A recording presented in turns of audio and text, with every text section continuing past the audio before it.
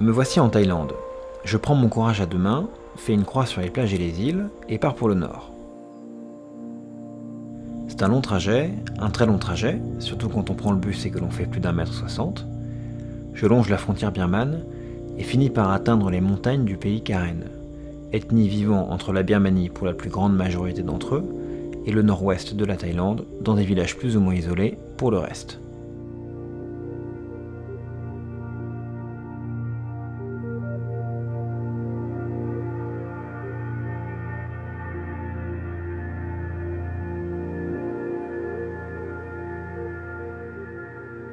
Depuis bientôt 60 ans, les Pères Mep sont présents dans la région. Les Karen ont rendu hommage cette année au Père Quintard, un des premiers missionnaires à s'être rendu sur place. On y envoie désormais aussi des volontaires, comme Louis, présent dans le village de Metovo depuis 1 an et demi. Est-ce que je cherchais quelque chose ? Ouais, toujours un processus de liberté, toujours se libérer toujours plus de tout ce qui nous tient. J'ai une recherche de vérité, de liberté toujours, mais ça que j'ai eu avant et que j'aurai après, quoi. Je cherche pas rien, mais je suis heureux ici, quoi. Je cherche pas rien, mais je fais pas rien. Et je trouve beaucoup ici, quoi. Des volontaires en pays Karen, il y en a d'autres. Des petits, des grands, des moyens, des beaux gosses. Beaucoup sont dans des centres avec des collégiens Karen qui viennent des villages de la montagne. Ils étudient dans un environnement thaï à l'école publique. Le centre recrée un environnement Karen pour en fait qu'ils se sentent plus chez eux et qu'ils puissent conserver leur identité. Et le centre a pour but de créer des leaders de demain pour ce peuple Karen, quoi, qui ont besoin de leaders demain pour affronter les défis qui sont les leurs aujourd'hui.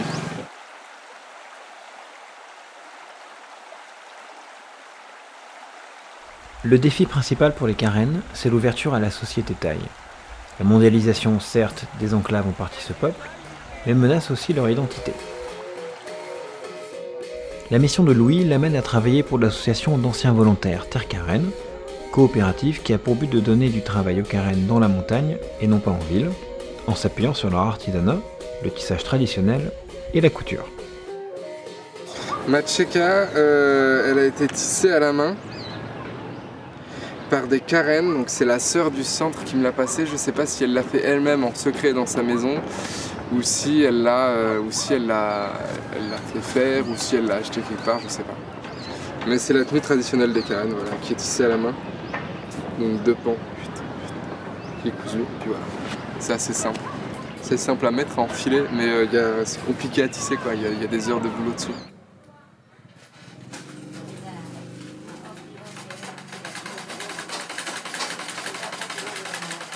On n'est pas des fonctionnaires de l'identité Karen et de l'église, quoi.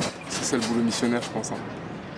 Quand j'en parle, je bosse pas pour une ONG, quoi. Même s'il y a des projets qui sont plus de dimension économique pour offrir de boulot aux gens, c'est pas... Moi, ma mission, c'est aller au service de l'église, quoi, les missionnaires. Je travaille pas pour une ONG, je fais pas de l'humanitaire du tout, quoi. C'est pas du tout le même axe C'est pas le même axe de voir les choses, et du coup, je pense que la mise en place, c'est pas pareil. Qu'est-ce qu'on cherche ? Est-ce qu'on cherche à aider les gens, mais à laisser de les conformer dans un modèle, parce que nous, on trouve qu'on a plus de confort, plus de sécurité, donc on veut les aider pour les amener à ça ? Ou est-ce qu'on veut vraiment les aimer, voir ce qu'il y a de mieux pour eux ?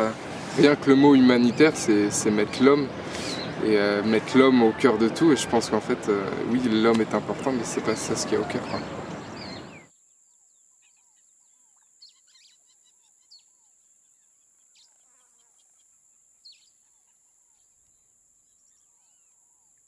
Je connaissais pas du tout la Thaïlande, pour moi c'était les plages et les touristes de masse et tout ça, quoi.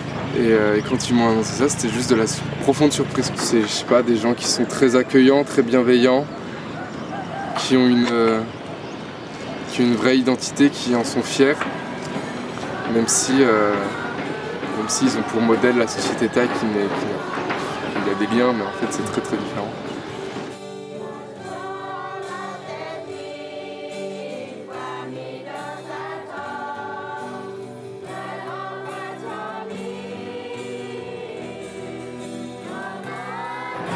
C'est évidemment pas facile dans le monde dans lequel ils vivent, où en fait ils sont en train de s'ouvrir au monde. Donc avec toutes les difficultés qu'il y a. Ils vont travailler en ville pour avoir plus d'argent. Ils vont travailler même le dimanche parce que ils gagnent 2 fois plus le dimanche. Et du coup, ils laissent leurs enfants dans les villages qui sont éduqués par les grands-parents. Donc ils ont cette volonté de gagner plus d'argent. Ils ont tout quoi en fait. Ils ont le bien entre guillemets de la mondialisation avec peut-être un rapport plus facile à la santé pour certains, en plus de possibilité de se déplacer, peut-être possibilité d'avoir pas que la rizière comme horizon, mais en même temps ils ont aussi tous les torts, c'est-à-dire cette volonté de toujours plus, quoi. Peut-être qu'ils risquent de perdre une forme de simplicité, mais je crois qu'avec les jeunes conformes à Metoro, la partie n'est pas perdue, quoi. Je pense beaucoup croient que c'est terminé en fait, je pense même au MEP, hein, si on discute avec certains prêtres, ils pensent que c'est un combat perdu d'avance. Peut-être qu'ils ont raison en fait. Peut-être que les Karen, d'ici 50, 60 ans, je sais pas, même avant, en fait ils seront complètement paysés, ils auront oublié leur langue, leur culture, leur identité, ils mettront leur tenue Karen juste comme ça, comme certains mettent des coiffes bretonnes ou je sais pas quoi, donc ce sera complètement anéanti. Ils ont peut-être raison, mais c'est peut-être parce que ce combat est perdu d'avance qu'il vaut la peine, quoi. C'est peut-être justement parce qu'il non, je pense qu'il y a du boulot, quoi. Enfin, il y a un combat à mener. Et s'il n'y avait pas de combat, ce serait pas drôle, quoi.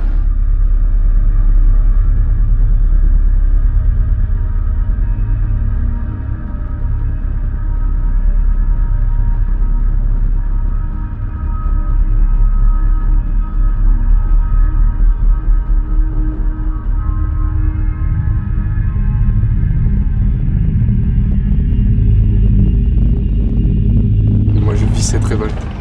Je suis révolté contre tout ce qui est injustice, contre tout ce qui n'est pas vérité, tout ce qui n'est pas idéal, tout ce qui restreint la liberté, la vérité de tous les individus, soit petites choses très personnelles ou des injustices publiques, quoi, que tout le monde pourrait dénoncer. Je suis révolté parce que par ce que subissent les Karen du fait qu'ils sont mis de côté par la société. Parce que, je sais pas, parce qu'ils coûtent cher, parce que c'est une identité en trop, c'est un peuple en trop dans une mondialisation où ces gens-là qui vivent sur des frontières comme ça, en fait, on sait pas quoi en faire. Du coup, on préfère atténuer, amener des touristes, faire des photos, et puis c'est tout. On sait pas gérer ces choses-là. On sait pas gérer les cas particuliers, ce qui crée des injustices.